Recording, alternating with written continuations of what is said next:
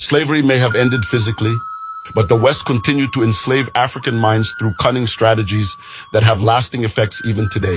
These methods transformed Africans from physical captives to mental prisoners, distorting our identity, culture, and self-worth. Here are tools used to manipulate us. Number one, media and movies. Films like The Gods Must Be Crazy portrayed Africa as backward, dirty, and savage. These depictions were designed to make Africans ashamed of their heritage and believe that Western ways were superior. The media, controlled by Western powers, reinforced these stereotypes, shaping global perceptions of Africa and even influencing how Africans saw themselves. Number two, religion as a tool of control.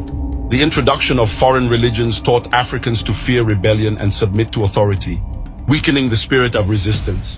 Instead of empowering people, these religions often promoted passive acceptance of oppression, teaching that suffering was virtuous and rebellion was sinful.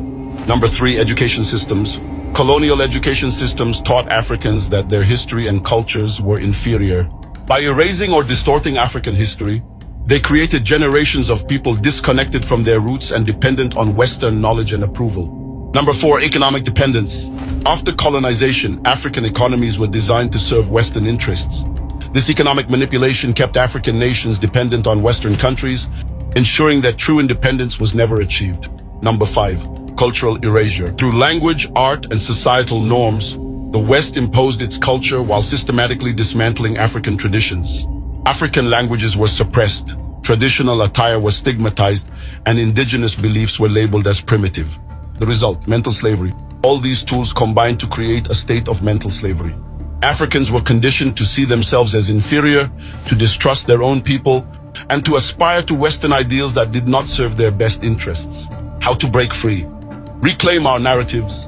We must tell our own stories, celebrate our heroes, and restore pride in our history and culture. Educate ourselves and our youth. True education begins with understanding our history, the tactics used against us, and how to resist them. Embrace African spirituality. Reconnecting with our indigenous beliefs and practices empowers us to break free from the mental chains of fear and submission. Promote economic independence. By supporting African businesses and creating self-sustaining economies, we can reduce dependency on the West. The battle is no longer in chains, but in our minds.